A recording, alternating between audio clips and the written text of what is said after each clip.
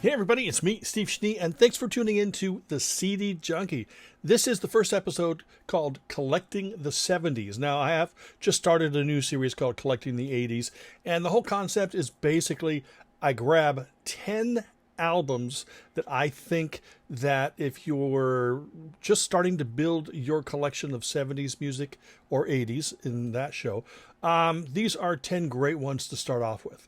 And usually the first couple episodes, I'm going to start off with the more popular albums.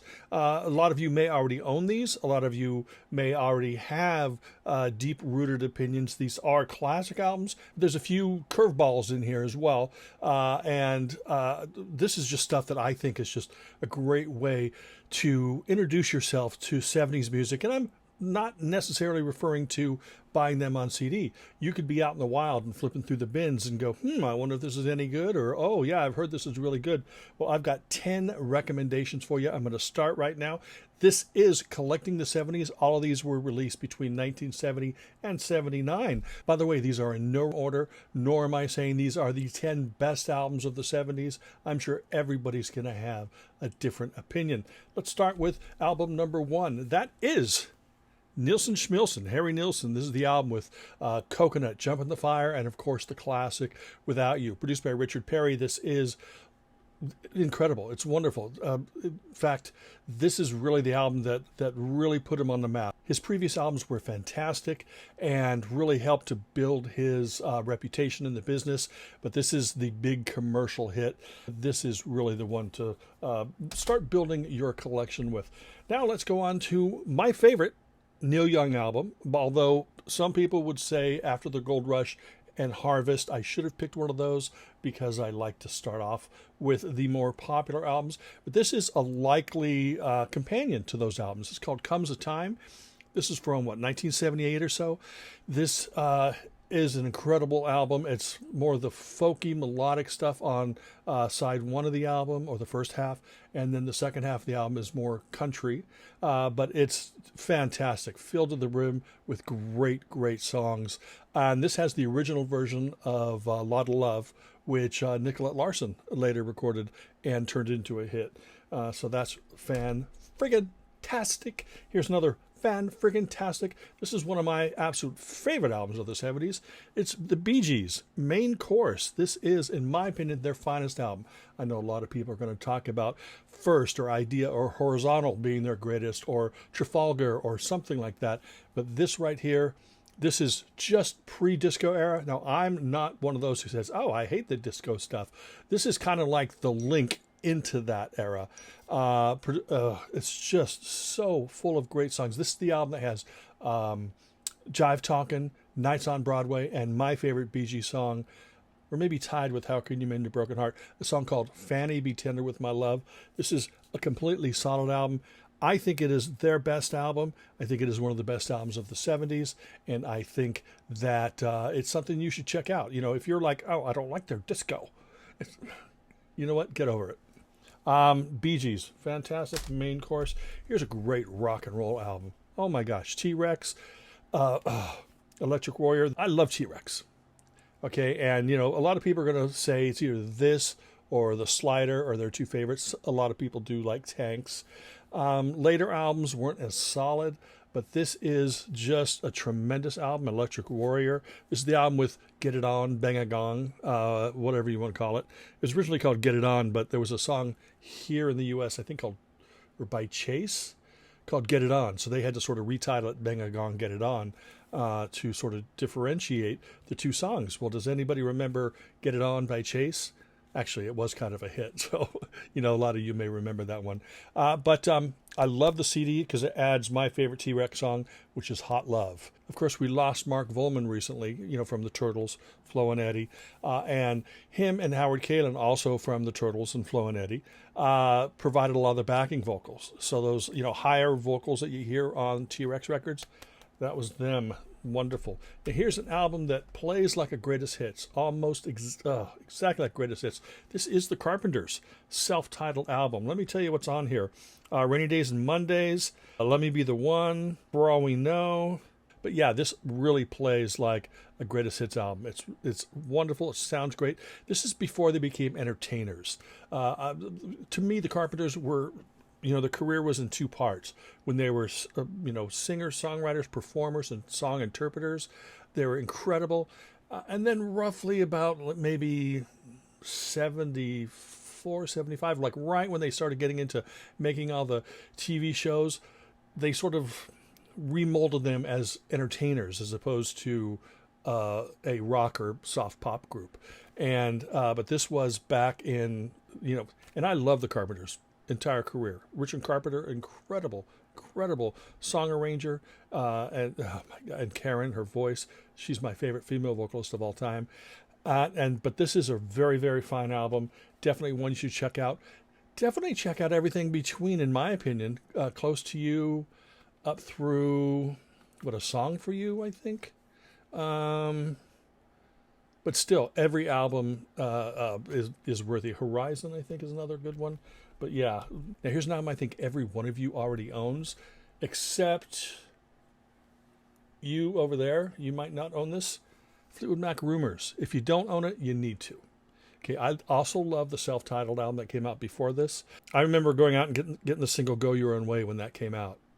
I heard that. I go, oh my gosh, I need to own that. So I bought the 7-inch and eventually got the album.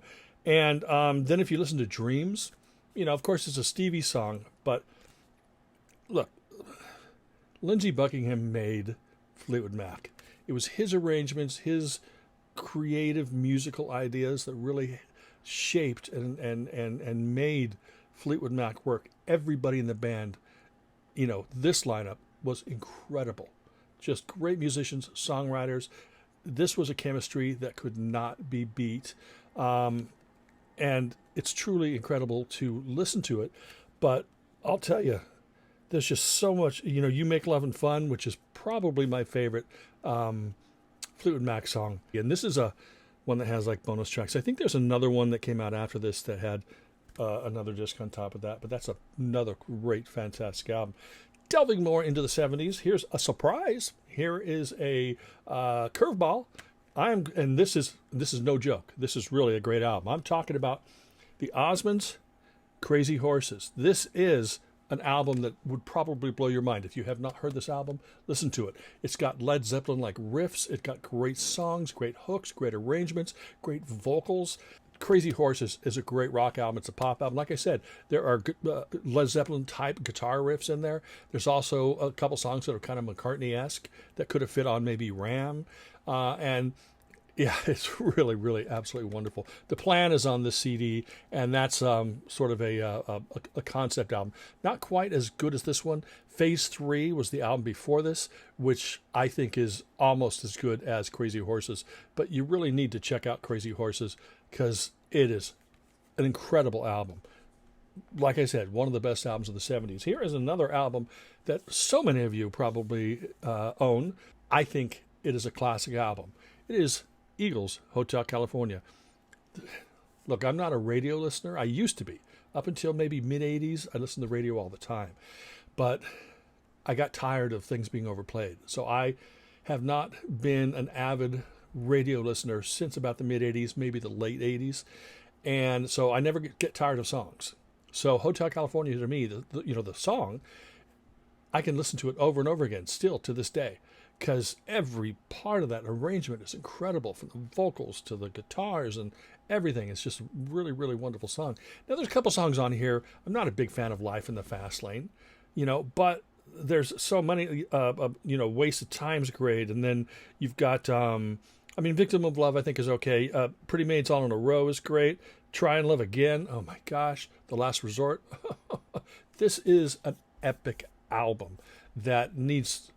Really, if you're telling yourself like, oh, that's overplayed, and I've heard that too many times, go back and listen to it again. It's really fantastic. This happens to be a deluxe edition that has a live show, but this is wonderful. That is absolutely wonderful. Here is another one of those albums. I remember the first single that came out for this album by Supertramp was The Logical Song, and I loved it so much on first listen. I went to Licorice Pizza, which is a record chain store, and I bought the 7-inch single. And then my sister Dana got this album. So I got to hear more of the album through her. And it was, oh my gosh, this album is so great. Roger Hodgson, and, we just lost Rick Davies just a week ago, if even that. And after Roger Hodgson left the band, which was, I think they made one more album and then a live album, and then Roger Hodgson left, it was never the same. Roger Hodgson, his albums were pretty good, but he was missing the creative tension maybe with Rick Davies, and the same thing with the Supertramp albums. They sounded good, but they were missing that musical tension with Roger Hodgson. But this is nearly flawless. It is ouch. It's hurting me just think about how awesome it is. But yeah, logical song. Take the Long Way Home. I can listen to that, and then as soon as it's over, start it again, and I can put that song on loop for days. It's incredible. Supertramp Breakfast in America is an incredible album.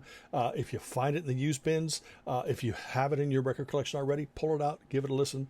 It's absolutely wonderful, fantastic. And finally, this is only 10 of thousands of albums I could have pulled, but these are just the ones that I pulled. I pulled my favorite album of all time. Yeah, you're probably sitting there going, oh, Albert Hammond. Nope. You're probably thinking Looking Glass. Nope, sorry. You're thinking of Daddy Dewdrop. Chicka-boom, chicka-boom. Nah, it was not that. I'm talking about Badfinger, Wish You Were Here. This is an incredible album. This is, they used to be on Apple Records, the Beatles label. So if the comparisons are there, this is their Abbey Road. This is incredible. Produced by Chris Thomas. This is their second album on Warner Brothers. And this is the original lineup. This is the last album with the original lineup of Pete Ham, Tom Evans, Mike Gibbons, and Joey Molland. And it is solid from beginning to end. There's not a wasted note on this album. It is so amazing pop. It is grandiose. It is touching. It is an emotional. It's deep. A lot of people are going to say that Straight Up, which was on Apple Records, that might be their high point. Some people may say No Dice, but I say Wish You Were Here, which was released before Pink Floyd's Wish You Were Here, by the way. This is the ultimate pop album. I love 60s, 70s, 80s, some 90s. There's great music in every decade, but this here stands above everything else to me. And I really think that if you have not heard Badfinger, Wish You Were Here, you really need to. But you know what? That's it. Thank you so much for taking the time to watch this video. Remember to like, comment, share, subscribe. Ring that bell for future notifications. And until the next time, remember me. I'm Steve Schnee, the CD Junkie.